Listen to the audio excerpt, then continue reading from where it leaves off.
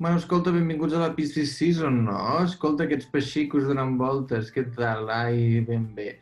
Escolta, bueno, us he de dir que si aquesta setmana he notat una mica el sentiment a flor de pell, a flor de barricada, doncs és ben normal, no patiu, perquè, bueno, això dels peixos ja suporta, aquesta retrogradació de Mercuri ja finalitzada i aquestes coses dels peixos, doncs, bueno, ja fan que tingueu una mica el sentiment, la llàgrima fàcil i la ràbia també una mica fàcil, escolta. Bueno, doncs res, escolta, a veure si avui aprofito i dic uns quants d'aquests de l'horòscop, perquè és el que us interessa. Escolta, bueno, mira, començaré per Taure perquè, escolta, venim d'una quadratura molt important entre Taure i Aquari. Escolta, és un moment important per tu per revisar una mica allò els teus objectius, les teves metes. Escolta, guapa, ja que, bueno, pot ser que hagis viscut un canvi important de prioritats a la teva vida, potser hauríem de revisar-ho.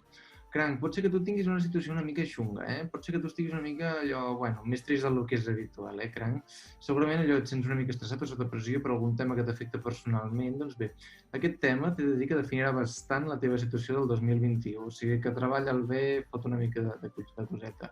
Tiro cap enrere, va, Bessons, escolta, demà Mercuri, que és la teva regent, comença a arrencar directe, tot i que encara està una mica de sombra retrògrada pel que, bueno, hauràs de començar a donar respostes i prenents decisions importants. Pot ser que la gent et digui, escolta, què he de fer, com et posiciones, de pocs, no pocs, no sé què. Bueno, doncs filla, doncs siguis una mica sensat amb el que dius i fes en compte amb el Twitter. Lleó, bueno, escolta, tenim una mica de polèmica i estrès en àmbits laborals, No et ratllis si tens un susto, o alguna discussió xunga amb una mica allò, amb algú important en el teu lloc de treball, és normal i tot passarà. I Verge, escolta, entrem en una etapa heavy amb el que són les teves relacions importants. No una persona amb aquestes que parles 2 o 3 cops al mes o allò que això que te deixen en vista, no, guapa? Això és una cosa important. Relacions importants haurem de començar-los a cuidar, perquè pot ser que alguna d'aquestes ens acabi portant cap a algun camí inesperat, però no tant en l'amor, sinó més en lo laboral, que ja sé que estàs pensant una mica amb el xorrito, però ja et dic jo que no.